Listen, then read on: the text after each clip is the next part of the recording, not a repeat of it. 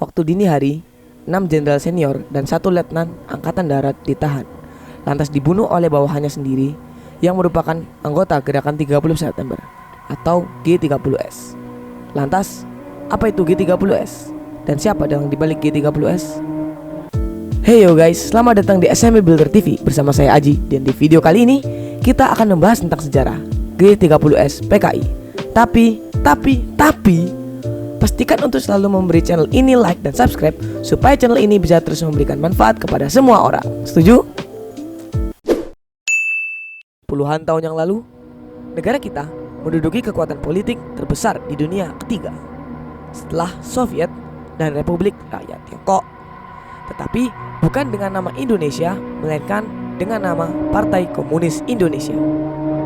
Berawal dari sebuah organisasi bernama Indische Sozialdemokratische Vereniging atau lebih disingkat ISDV yang didirikan oleh seorang bernama Henk Snifflit yang merupakan seorang kaum sosialis Hindia Belanda pada tahun 1914.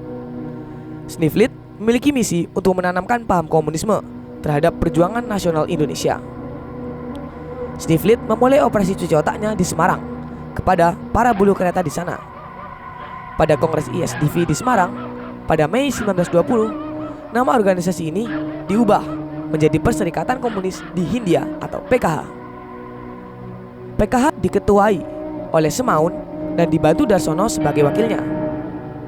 Pada tahun 1924, PKH kembali mengubah namanya menjadi PKI dengan anggota antara lain Musso, Amir Syarifuddin, Den Aidit Abdul, Latif Hendra-Ningrat, Darsono Utomo, Semaun, dan Henk Snifflit. Di antara beberapa tokoh ini, Den Aidit Abdul memiliki kisah paling tragis di antara beberapa anggota lainnya, di mana Den Aidit Abdul dieksekusi atas tuduhan sebagai dalang di balik gerakan 30 September PKI. Debut pertama PKI dimulai di Madiun tahun 1948 dengan banyaknya jumlah korban yang berjatuhan, dan di antaranya adalah para kiai dan santri di daerah pondok pesantren di Madiun. Di pemberontakan ini juga terdapat tokoh penting yang gugur dari kubu PKI, yaitu Musso yang ditembak mati oleh Angkatan Darat Republik Indonesia. PKI memiliki anggota kurang lebih 3,5 juta orang, dengan 20 juta lainnya adalah anggota organisasi yang berhubungan langsung dengan PKI. Organisasi tersebut antara lain adalah Gerwani dan Pemuda Rakyat. Seperti yang kita ketahui, PKI memiliki lambang yang bergambar palu dan arit. Tetapi, tahukah kalian apakah mana dibalik dua lambang tersebut?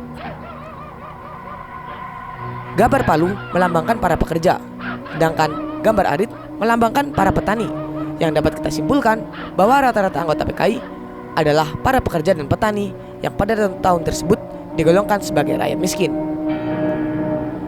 Gerakan 30 September dimulai dengan isu sakitnya Soekarno yang membuat orang-orang bertanya-tanya tentang siapa penerus presiden, dan dilanjutkan dengan inflasi yang mencapai 650%, membuat harga makanan melambung tinggi.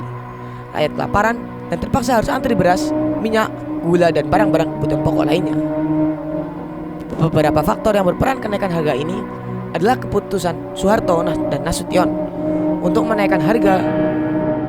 Tentunya, faktor ekonomi ini menjadi salah satu sebab kemarahan rakyat atas pembunuhan ke-6 jenderal tersebut yang berakibat adanya backlash terhadap PKI dan pembantaian orang-orang yang dituduh anggota PKI di Jawa Tengah, Jawa Timur, Bali, serta tempat-tempat lainnya. Hingga pada 1 Oktober tahun 1965 dini hari, 6 jenderal senior tersebut dan beberapa orang lainnya dibunuh dalam upaya kudeta. Akhirnya, Panglima Komando Strategi Angkatan Darat saat itu, Maijen Soeharto, kemudian memerintahkan penumpasan terhadap gerakan PKI tersebut. Hingga saat ini, peristiwa Hari Berdarah itu tetap diabadikan dalam bentuk film yang ditayangkan setiap tanggal 30 September atau lebih familiar kita sebut sebagai G30S PKI.